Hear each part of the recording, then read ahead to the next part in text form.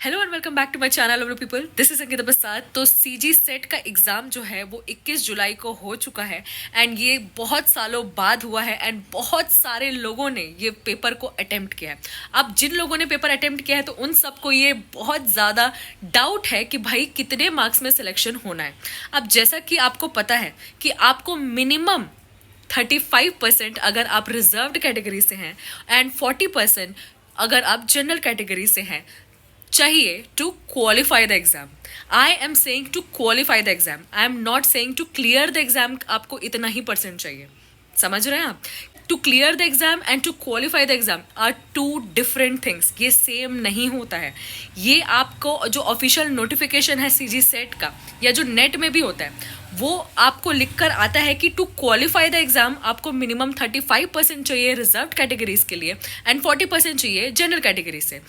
लेकिन क्या आप अगर 35% ही लेकर आ रहे हैं एंड 40% ही लेकर आ रहे हैं अपने अपने कैटेगरी के हिसाब से, तो क्या आपका एग्जाम क्लियर हो जाएगा? नहीं।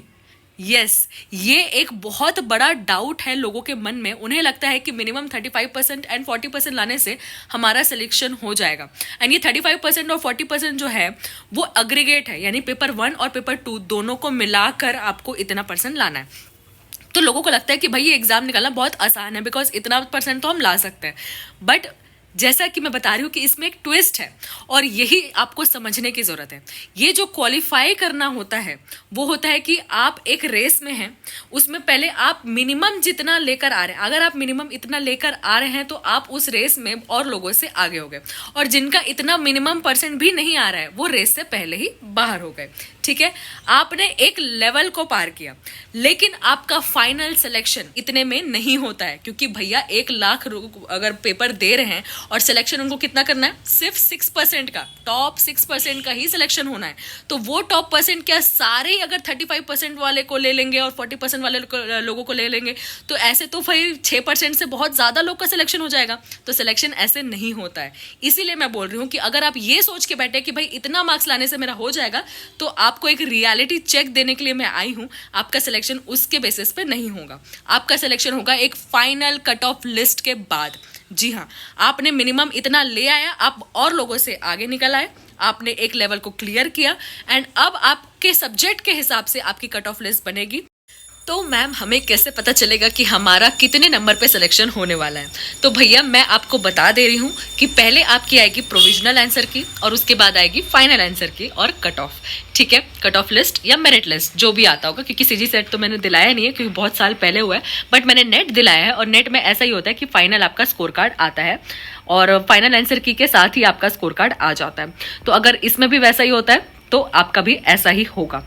एंड रही बात कितने मार्क्स में सिलेक्शन हो सकता है, तो वो हर सब्जेक्ट का अलग कट ऑफ होगा एंड वो आपका थोड़ा सा गेस कर सकते हो। जो आपके सब्जेक्ट वाले टीचर्स होंगे वो आप अपलोड कर रहे होंगे, एनालिसिस डाल रहे होंगे, तो उनके हिसाब से एक गेस वर्क हो सकता है कि मिनिमम इतना नंबर लेकर आ रहे हो तो जनरल कैटेगरी में सिलेक्शन हो जाएगा।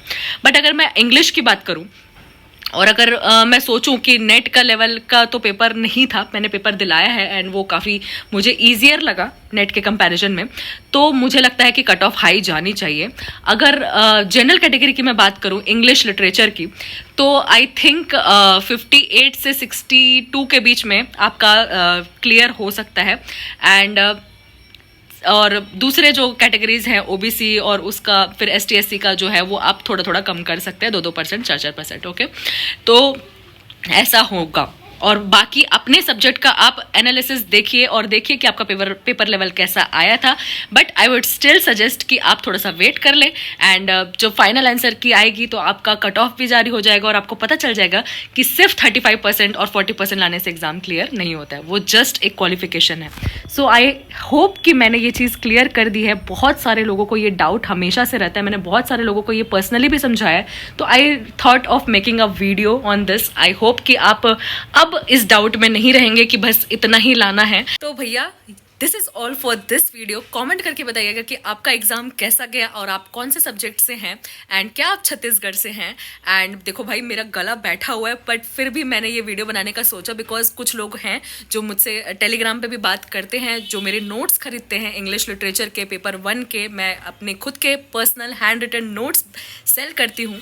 एंड जब मेरा एग्ज़ाम निकला था यूजीसी नेट का 200 मार्क्स से, तो बहुत सारे लोगों ने कहा था कि उन्हें मेरे नोट्स चाहिए, तो मैं नोट्स अपने सेल करती हूँ। अभी तक 50 से ऊपर लोगों ने खरीद लिया है। एंड इस बार जो जून वाला अटेम्प्ट हुआ था ना यूजीसी नेट का, जो कि कैंसिल हो गया, उसमें से कितने ही सारे क्वेश्चंस डायरेक्टली मेरे नोट्स में मेंशन थे, वो मैंने अपने टेलीग्राम पे भी दिखाया है लोगों को।